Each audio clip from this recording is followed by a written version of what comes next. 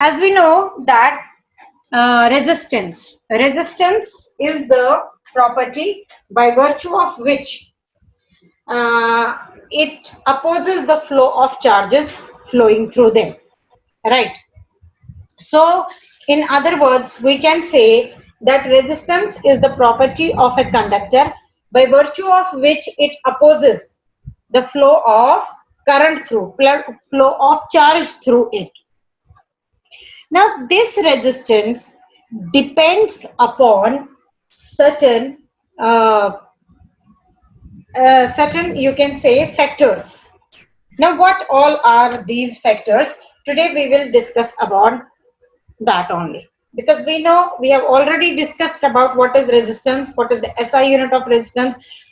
Resistance is the you can say it is the property of a conductor to oppose the flow of current through it. Somewhere, if the opposition is more, then it will become the bad conductor. And somewhere, if the opposition offered, if the resistance offered by the material is less, then it will become the good conductor. Okay. Now, there are certain factors on which the resistance depends. Now, what all are the factors? I just want to ask you one thing, that are you able to see the board? Okay. You are able to see the board. So, let's discuss about the factor on which resistance of a conductor depend. The resistance of a conductor, if R is the resistance which is offered by the conductor, it is directly proportional to L. What do you mean by this? The resistance offered by the conductor is directly proportional to the length of the conductor. If we talk about this conductor, you can see this statement means, which I have written on the board, that R is directly proportional to L. It means that if length of the conductor increases, resistance will automatically increase, and if length of the conductor decreases, the resistance of the conductor decreases. So we can say that resistance of a conductor is directly proportional to the length. Means if the wire, if the length of the wire is doubled, then resistance will also be doubled. If the wire of if the length of the wire is doubled, then resistance will also double. If length of the wire is half, then the resistance offered by the conductor will also be half. Right? Now, next factor on which the resistance will depend upon is R is inversely proportional to A. What do you mean by A? A means area of cross section. Girth of the conductor. For example, if this is the conductor which is there in my hand, if I consider that this pen is the conductor, the pen which is in my hand is the conductor, then this area, that is girth of the conductor, will be known as area of cross section. Now I am having, for example, if this is wire A and this is wire B, whose area of cross section is more? Area of cross section of wire A is more than the wire B. This is wire B and this is wire A, right? Okay, so this wire will offer more resistance. Why? Because resistance is inversely proportional to area of cross section. What does it means? That resistance of a wire is inversely proportional to area of cross section. It means that if area of cross section increases, then resistance will decrease. And if area of cross section decreases, then resistance will automatically increase. So here you can see that this object has more area of cross section. So the resistance offered by this object will be less as compared to the resistance offered by this wire. Why? Here the area of cross section is less, so resistance will be more. And here the area of cross section is more, so resistance will be less. That is why we say that resistance is inversely proportional to area of cross section. So when the area of cross section of a wire is doubled, the resistance will be half.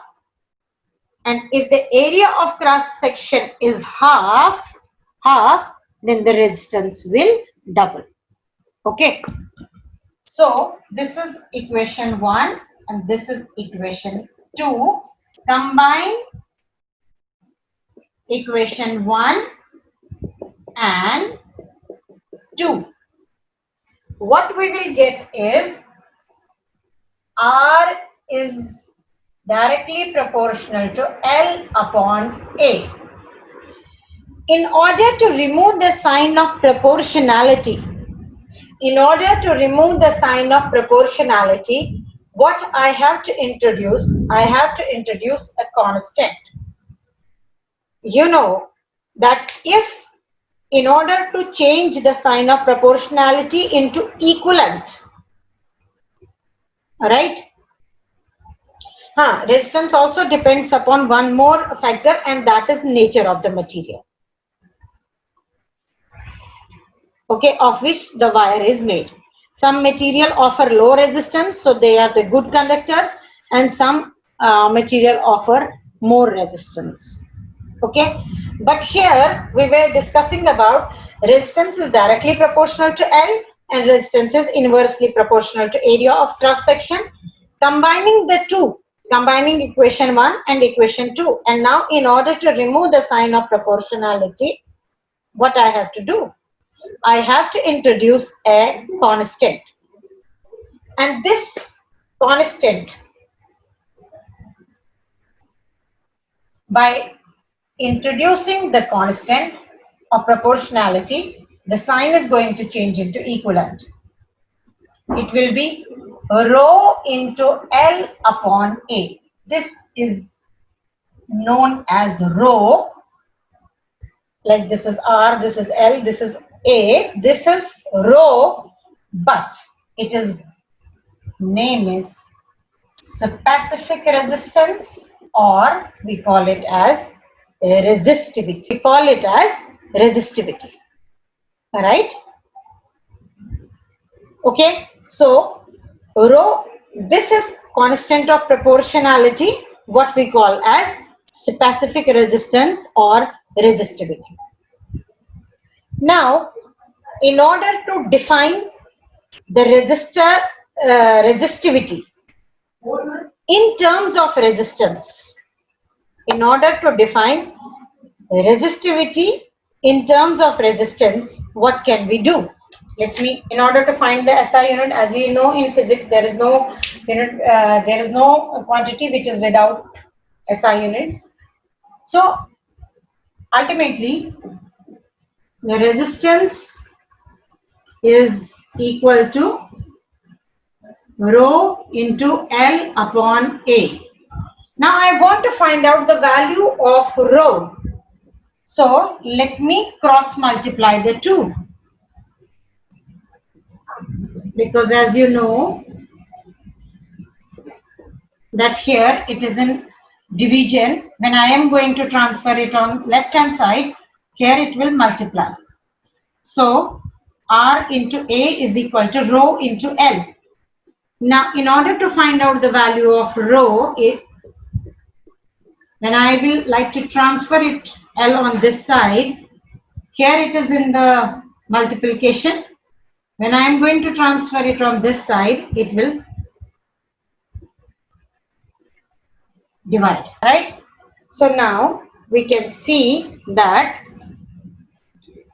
rho, a specific resistance, is equal to resistance into area of cross section into L, or in simpler words I can write it like this, that specific resistance is equal to R into L upon A, where L is the length of the conductor and A is the area of cross section. Now if I am having a wire, I have to define specific resistance, but in terms of resistance, if I am having a wire whose length is 1 meter,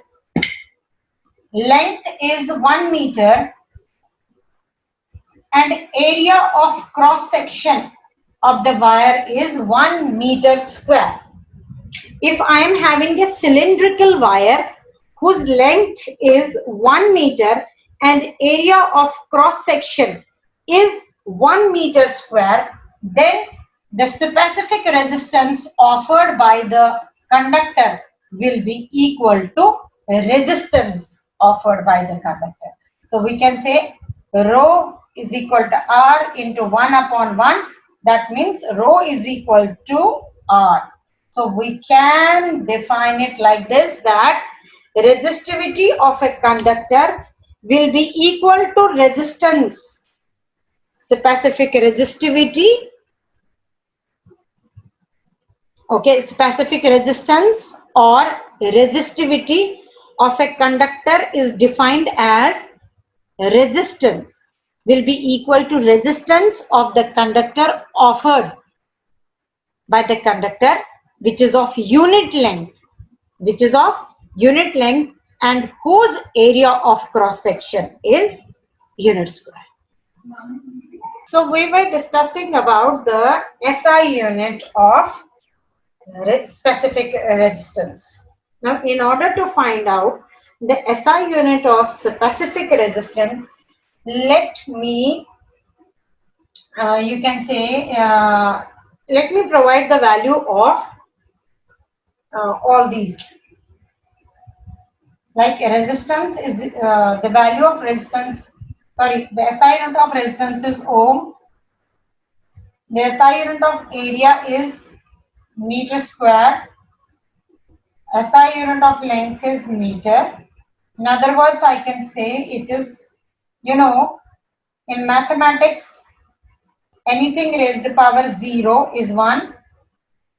I can write it like this also. In mathematics, anything raised to power 0 is 1. And then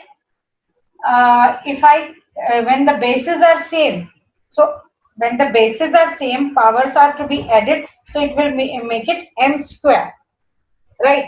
Now if I cancel out m with 1m, then what I'm left out is ohm meter. So what is this SI unit of resistivity? SI unit of resistivity is ohm meter. Resistance of the material does not depend, resistivity I'm talking about here is resistivity. The resistivity of a material does not depend upon the length or thickness, but what it depends upon is the nature of the substance. Alloys such as glass, rubber, ebonite has high resistivity, while conductors, those which are the good conductors, have low resistivity.